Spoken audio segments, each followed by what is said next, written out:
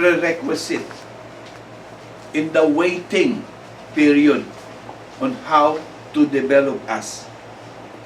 God could have answered prayers and meet our needs much quicker, but He sometimes don't want to do it purposely. He made us to wait instead, and He often makes us to learn to wait on God. Patience. We really need to have much patience. He made some of the greatest men of faith that waited for 40 years before they become so great.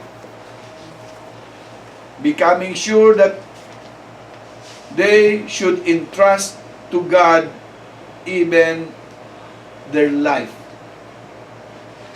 So, they do not be easily discouraged if the Lord makes him wait and wait until he is developed.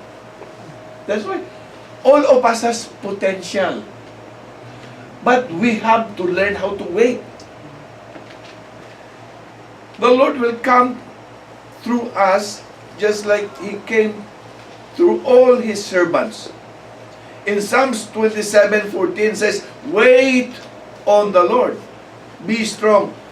Take heart and wait for the Lord." So He is always teaching us to wait. It is not procrastinating. Waiting is not procrastinating. Waiting is an active way of meditating and talking to God. Waiting reveals our true motives. Okay? Waiting has a way of bringing out the best and also worst in people. People who don't have good motives won't wait long because they're not interested in the commitment it takes to see something through. They're too interested in short-term gains and success. They want overnight success. Most of us have good intentions, but a lot of what we want to accomplish is an attempt to make a name for ourselves or for our own egos to feed. It hurts to say this, but it's often true. It's not about us. When we serve the Lord, it's not about us. It's not about our ministry. It's about how we glorify the Lord in the process. So, we can become a useful vessel if our vessel is true. We can be able to give God glory if we are ready for the things that the Lord had prepared for us. You see, in order for a certain thing to come out, sometimes He is going to allow that certain situation to go through the fire in order for the purpose of God, not the purpose of man, for the purpose of God to be consummated. Number 2, waiting builds patience in our life. Okay? Patience in waiting for small things leads to having patience in the bigger things. Now, if you cannot wait for the small things to happen, then there's no chance for you to be able to have a bigger things in your ministry to happen. Why? Because you do not have the stomach to wait. If we can't wait on God to do a small thing, we certainly can't wait for a bigger things. Our problem is our perspective is usually wrong.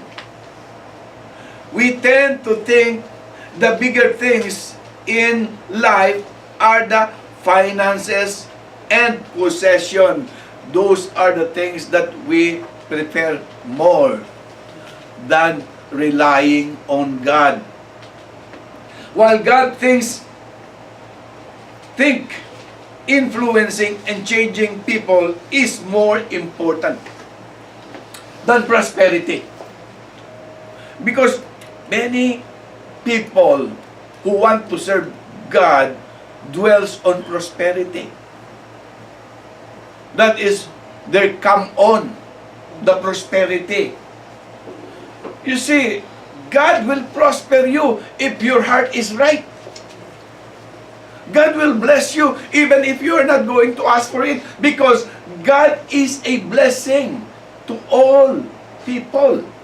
He blesses even the grass and the trees and the cattle in the field. Why will He not bless the people who are dwelling on the earth? So they are going to receive the blessing. If God will always send rain, then there will be grass to grow and many cattle will be able to,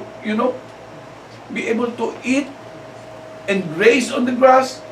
So you will have many cattle. So you are going to have much abundance in life. Waiting builds anticipation. If you don't anticipate, that means you're not going to hope. Anticipation gives knowledge of expectation. And expectation gives hope to those who wait. And those who wait builds excitement in their life because there's a purpose.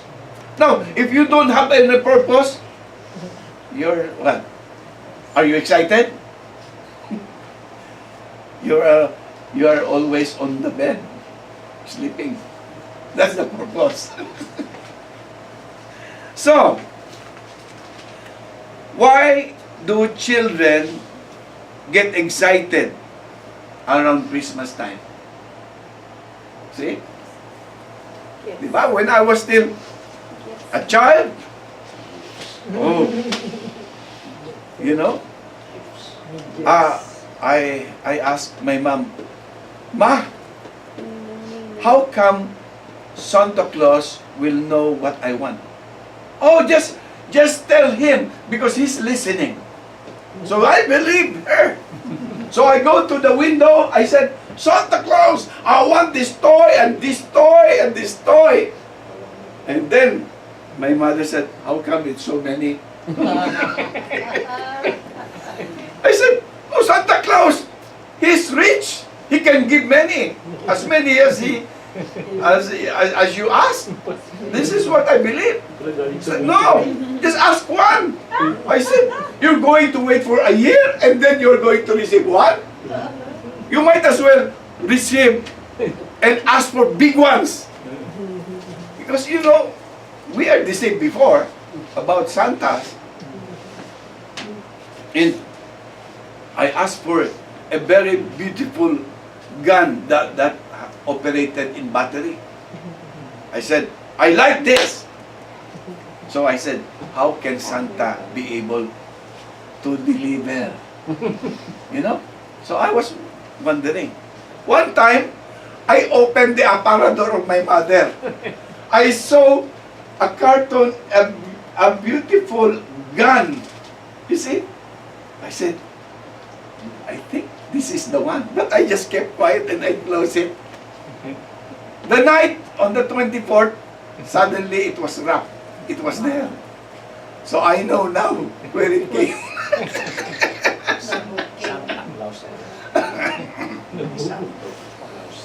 Ay, naku. So when we know about it, then we become wise.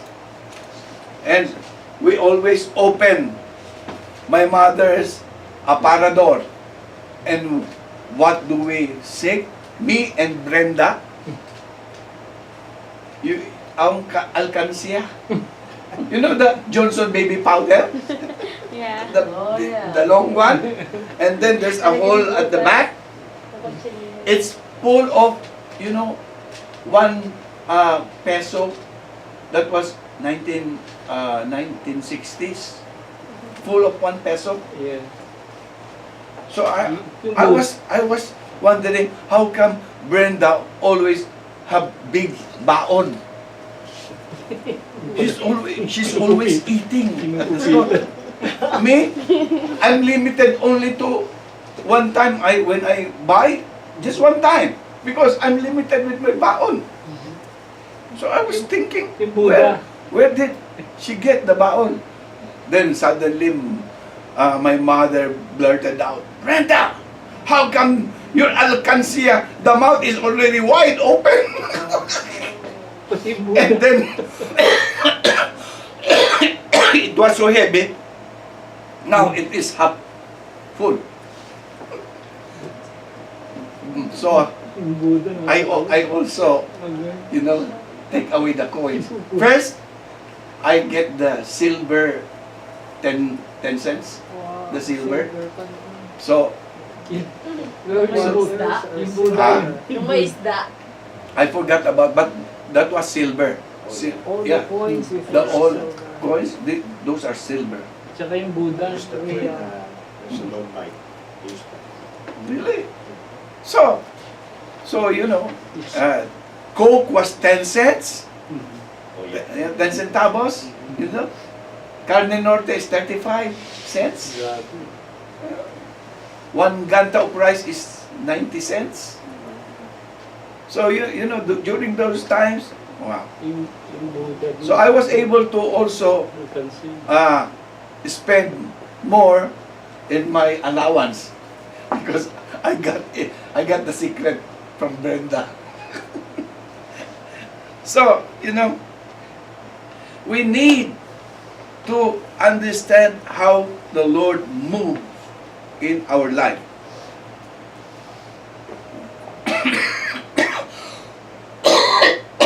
Excuse me.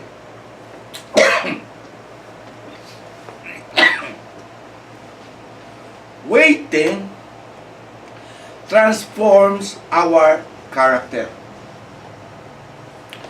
Waiting has a way of rubbing off the rough edges of our lives. Most of us know the story of Moses delivering the Israelites from the Egyptians. It's a grand story of God doing great miracle. But few sermons talk about Moses having to wait in the desert, seeking the presence of God. So, God used this time of waiting to transform his character. We know this because when he was a young man, he was brash and impatient. And in his impetuousness, he killed a man and hid the body. When his sin was made public, he ran to his wife for his life and was exiled to the desert. When he was given a second chance, he opted to do it God's way and in God's time. In the end, the Israelites were delivered from slavery, and Moses became a great leader. Waiting transformed the life of Moses, and it does the same for you and me. This is the reason why, you know, waiting is not bad at all. It helps us to be, you know, to strengthen our character. It strengthens our character. A person who could not wait, that means he's weak. That means he don't know how to behave while waiting. Waiting is a chance for you to be able to study yourself, talk to God, and know how the Lord wants to use you. Waiting builds intimacy and dependency upon God. The reason we are able to read about the great men and women of the Bible is because they all had one thing in common. They were all people who learned their success in life was directly proportionate to their intimacy and dependency upon God. It's not because they're so industrious, or they have a brilliant mind, or they can predict things. No, it's not.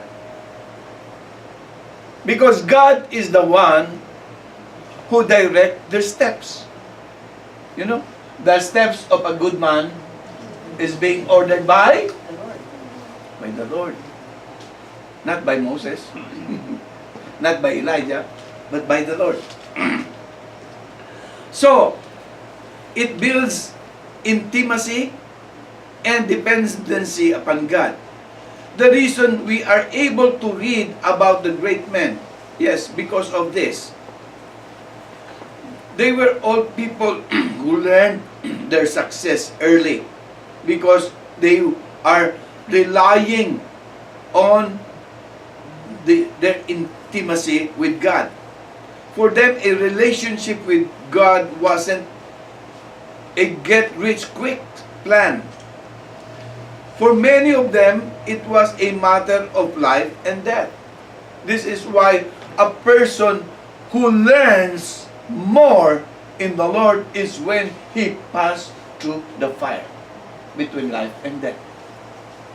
So, what will come out of you when you pass through the fire? You become a powerful person. You are no longer a pushover person.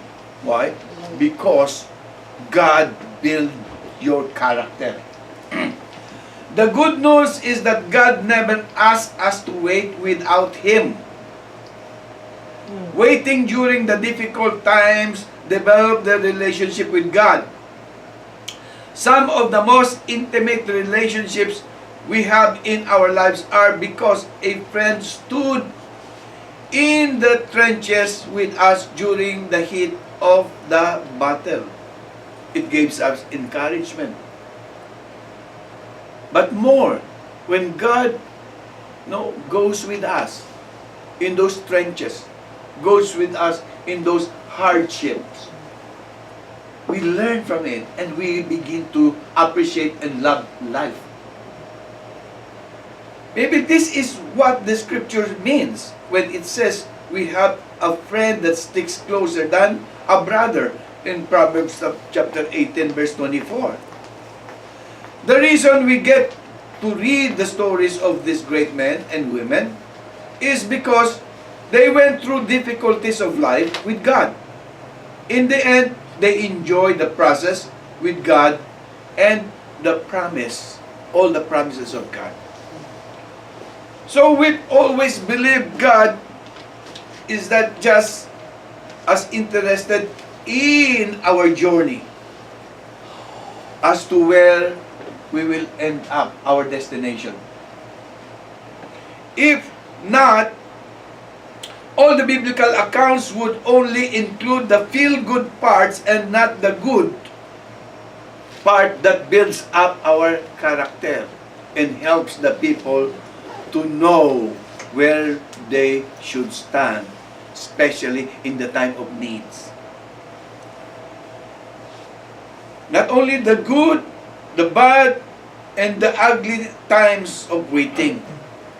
We need to learn much more than that. We may not always understand why we have to wait. There are times that we don't understand.